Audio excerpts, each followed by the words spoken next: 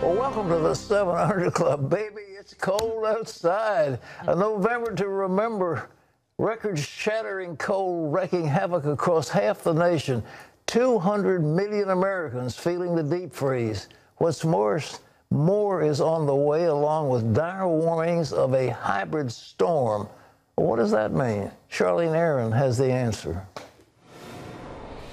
It's an early start to winter as a powerful blast of snow, ice, and bitter cold blankets half the nation. That freezing air dipping down south, including here in Virginia Beach. It's not even winter yet, and some areas could see temperatures dropping to near zero. The wind chill today is forecast to reach 6 degrees in Boston, 13 degrees in New York City, 23 degrees in Atlanta, and 10 degrees in Indianapolis. From Monday afternoon to Tuesday afternoon, temperatures fell dramatically. Atlanta dropped from 67 to 39 degrees. New York City dropped from 61 to 33 degrees. Raleigh, North Carolina dropped from 69 to 38 degrees. Chicago approaching record low numbers for this time of year. Try to keep my face warm. Does it do the trick?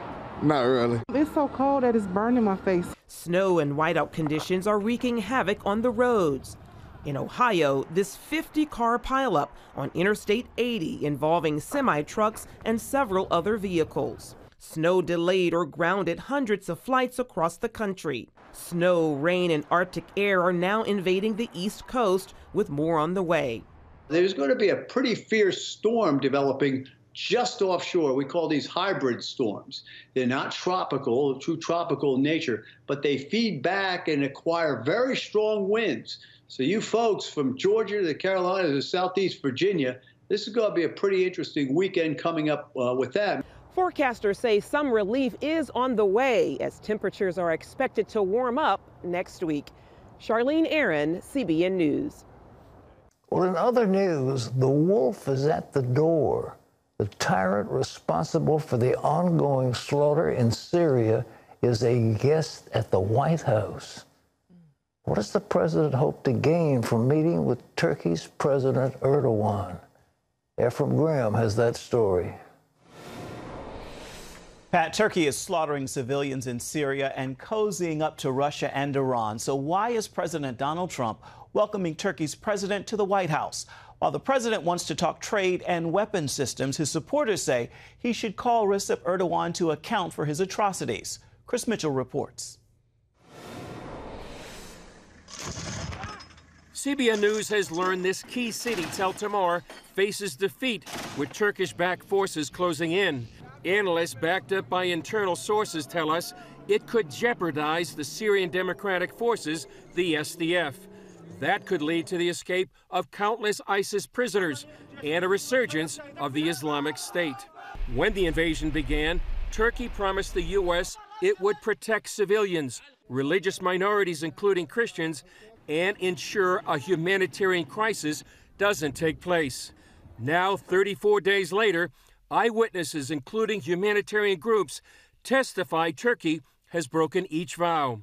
World Magazine's Mindy Belts is in the region and tells CBN News Christians have been a specific target. This is the first time that it is happening under sanction of a NATO ally. It seems like a complete betrayal of our alliances here in this region, and it seems like a betrayal even of our Christian brothers and sisters. CBN News has also learned Turkish forces are massing near the city of Kobani.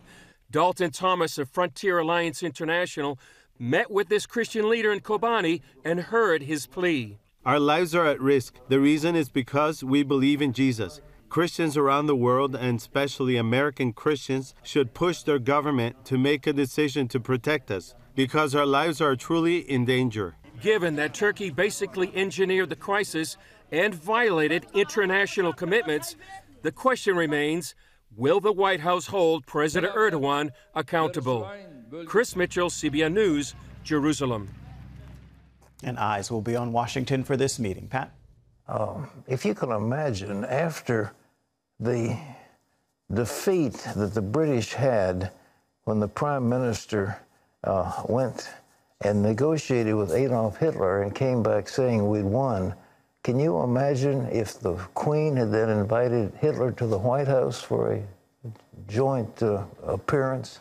That's sort of like what happened when we caved in to the Turks. But what has been pointed out that's very important was Erdogan's son-in-law and finance minister is a man named Barak al-Bakak. Now, he is a friend of Jared Kushner, who's pictured here in this picture. Here they are. There's Erdogan, there's his son-in-law, and there's Trump's son-in-law. They call that backdoor diplomacy. Now, Trump, his name is on a tower in Istanbul called Trump Towers. And there is the ribbon cutting in 2012 where Erdogan is cutting the tape and Trump is getting a royalty of $5 million for a couple of years for the use of his name. Now you've got son-in-law Kushner and son-in-law of Erdogan meeting together and making deals.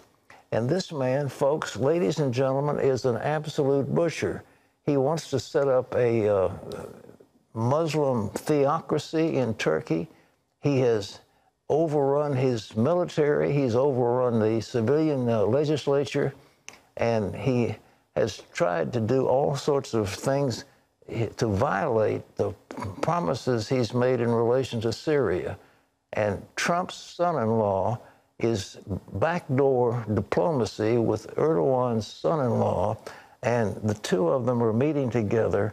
And here again is a picture of them in family ties. On the left-hand side, you see Kushner. On the right-hand side, you see a man named al-Bakak. And the two of them, and there's Erdogan in the middle. It's incredible. It is incredible. Ladies and gentlemen, we talk about all this stuff about some telephone call to some Ukrainian. That is nothing compared to this. It is nothing compared to this.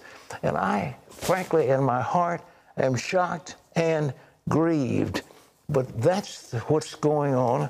And they're the facts and they're the pictures. It really happened. Ephraim?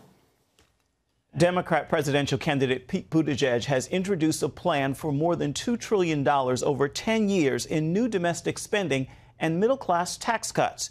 To pay for it, he would change the way capital gains are taxed. His plan targets the top 1% of taxpayers, taxing their assets as they go up in value, not the way it's done now when they're sold or the owner dies. He would also raise the capital gains rates on the top 1% of income earners.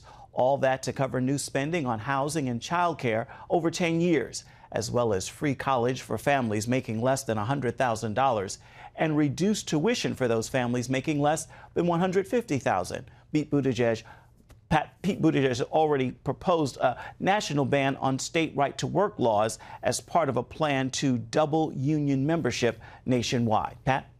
I think Buttigieg somehow in his heart really doesn't like people who achieve stuff.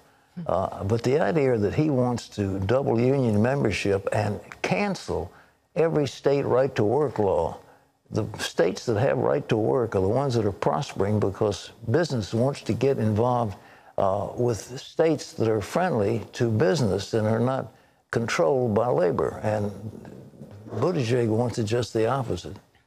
Well, it's a big day in Washington. CBN chief political analyst David Brody is going to join us from Washington to talk about all things politics. And David, let me ask you, what do you think the president can gain by meeting with this thug, this Erdogan from Turkey?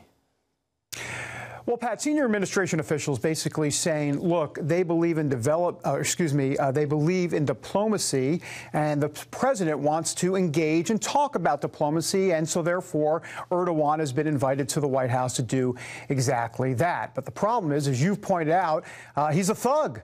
And so a thug makes his way to 1600 Pennsylvania Avenue today in Washington. Here's the problem. He's a NATO ally thug. And so what do you do there? Because they need Turkey to be a cooperative partner in the Middle East. They haven't been recently, but they need that in the long term. And I think that is part of the strategy here. And there's a lot of other layers. But look, Pat, ultimately, we know what happened in northeast Syria, and that's part of the problem here, because Donald Trump wrote in that first letter to Erdogan, he said, look, don't do it. Don't go into northeastern Syria. He did. And then Trump said in that letter, if you do it, I'm going to destroy your economy. So in essence, we have a situation where the president has said that. Well, the proof's in the pudding. Let's see what he does, because at this point, it seems to be the red carpet treatment at the White House at this point. Does Jared Kushner have a disproportionate influence? You know, I understand that he is on the side of Salman bin Salman in Saudi Arabia, and they've committed a number of human rights abuses, and we've given them a pass. Is that Kushner's doing? Well, first of all, let's be very clear. Jared Kushner has very good relationships with Saudi Arabia and, of course, the Crown Prince. Donald Trump does, too. And, of course, he was feted or feted. What is the word exactly? But anyhow, that happened in Saudi Arabia when he went over to the Middle East a couple of years ago during his first term as president. So, yeah, there's strong relationships there for sure. And Jared Kushner has a major influence when it comes to not just Saudi Arabia, but all of Middle Eastern policy. He's the guy, he's the architect, or at least part of one of the architects of putting some sort of Middle East peace plan together, though that has been shelved for the time being. But look, Pat, I think ultimately this is all about I shouldn't say ultimately, but obviously religious ethnic minorities and the cleansing that we're seeing over there, the persecution, Christians and others being targeted over there. That will be definitely brought up, obviously, today at the White House. The question is, how much will it be brought up, and what's going to actually happen from that? I think there's a lot of unanswered questions as to how much. We know human rights are going to come up, but how much is the president really going to push him on it? Well, David, when we look, by the way, at what's happening in Israel, Israel took out some high-ranking Hamas leadership, and then there's been a flurry of arms over there again. Is that the area, do you think, coming closer to war? Well, I think it kind of raises a larger picture here, which is something specifically going on between Turkey and the United States, which is this whole controversy over the S-400 anti-aircraft missile system. Of course, Turkey buying it from Russia, as you know, Pat. It's not operational yet, but the Americans, the United States, Donald Trump does not like the fact that Turkey has bought this anti-aircraft missile system from Russia. And so that will be a major part, if not one of the key parts of the discussion going on today. And because why don't they like it? Well, look, the F-35 fighters that the United States have, those observable, low-level, if you will, fighters can kind of get under the radar. Well, the S-400 can pick up on those. And so that's the last thing that the Americans want, is for Turkey and Russia to be working together and for Turkey to have one of those S-400 systems. That's where sanctions could come into play, and that's where Trump could get real nasty in negotiations. Well, back to the domestic politics, they're starting hearings on impeachment. Have you been talking to these senators? Are they going to stay with Trump on this? It looks like they were, but is Mitch going to let those proceedings go forward if the House votes impeachment? Well, there's a sense that if it actually gets to a Senate trial, which at this point the conventional wisdom is that it will, in other words, the House would impeach the president and then it would go to a trial in the Senate, that Mitch McConnell would indeed have some sort of trial. It may be quick. Maybe, Bill Clinton's trial lasted 3 weeks back in the day. This would maybe last a day or two, a couple days at the most. So I think that's the sense there. Look, it's all about that red wall in the Senate. In other words, there's 67 senators that are needed to impeach to convict this president in the Senate. You have 47 Democrats. It means you need 20 Republicans. No Republicans are necessarily there at this point. Here's part of the problem here for Democrats, or at least the fact that Trump would not get convicted. Here's the issue, is that what's the smoking gun exactly? The smoking gun apparently was in the transcript. Well, Donald Trump has released the transcript, and that gun isn't smoking at all. There's not any smoke in the gun. And so unlike Richard Nixon back in the day in the 70s, where you had the tapes and you had the Saturday Night Massacre, and that was going on as the hearings were going on, here everything's out in the open. We don't expect any more surprises, and that's going to be a problem for Democrats. Well, now, Adam Schiff apparently is not going to allow the Republicans to bring forth certain witnesses. He's very selective, and the question is whether he even is going to permit vigorous questioning by the Republicans. Is that your sense of it? Well, that's right. And that's why a lot of folks up here believe this is just a scam, a political witch hunt, as Donald Trump would say, because, look, the whistleblower, right, this all started because of the whistleblower report. And now Adam Schiff says, we don't need the whistleblower. We're good. Look, I mean, Americans didn't fall off the turnip truck yesterday. They get this. You know, they understand that. How do you not have the whistleblower testify? And I understand that there's privacy concerns. But if the whistleblower doesn't testify, that doesn't seem to make much sense in Peoria, if you will, Pat. In other words, out there in the heartland of America. Look, I think ultimately what Republicans are going to say on impeachment and these hearings is to say, wait a minute, how could there be a quid pro quo? Because this just in, Ukraine got the military aid and no investigations were announced on Joe Biden. So there is no there. And I think that's part of it. Also, this is a game of telephone regarding impeachment. In other words, you're going to hear Bill Taylor and George Kent and all these guys say that I heard that the president said this to someone. It's a whole big connected, crazy game of telephone. And Republicans are going to say, did you actually hear it from the president? And the answer is going to be no. And at that point, Americans may check out on this. How do you read 2020? It looks like the Democrats don't really have a candidate that they're looking desperately to find somebody because the current crop is just shooting themselves all in the foot. Well, it's interesting. Elizabeth Warren was rising for a while, and then people got word of her Medicare for All and all of the fact that, look, middle-class taxes are going to go up. And all of a sudden, her poll numbers started to shrink. And guess who started to rise? Pete Buttigieg. He's #1 in Iowa now. And so we need to watch out for him. He's very Obama-esque. He's actually... I'll be honest with you, Pat, he's probably the best candidate of the bunch. He's young. He's got a lot of flaws. He needs help in the African-American community in terms of getting votes. There's a lot of problems with Buttigieg. But in terms of being Obama-esque and in terms of being one of the most articulate candidates and having a temperament out there, he's pretty good. As for Donald Trump, look, I've always said all along, Donald Trump will win unconventionally and lose unconventionally. And talk about winning unconventionally, Pat. He could be the first impeached president to win re-election. That's called winning unconventionally. It would be historic. It would never have happened in the history of our country. David, thank you very much. David Brody, it's going to be interesting. My prediction is the president is going to win handily the election because the Democrats continue to kill themselves back and forth. And Joe Biden is probably the most electable of the whole group, but he's going to have a very hard time. So it's going to be Trump's going to win. So you think it'll be Biden and Buttigieg? I think Biden and Buttigieg, BB. I think that'll be the Democratic ticket for it's over with. I said it before, and Buttigieg is coming up. But I think that somehow they've got a visceral hatred of successful entrepreneurs in America. And it's just amazing. And, of course, if Biden sticks with the failed Obamacare, that's what his health care program is, and those exchanges are failing. The costs are going up dramatically for anybody being involved in them, and the young people don't want to pay for senior care, and the seniors don't want to pay for college education, and so it's a mess. And the Democrats are going to have a hard time. And if all they can stand on is that we tried to impeach the president and failed, what a ridiculous platform going into the 2020 election.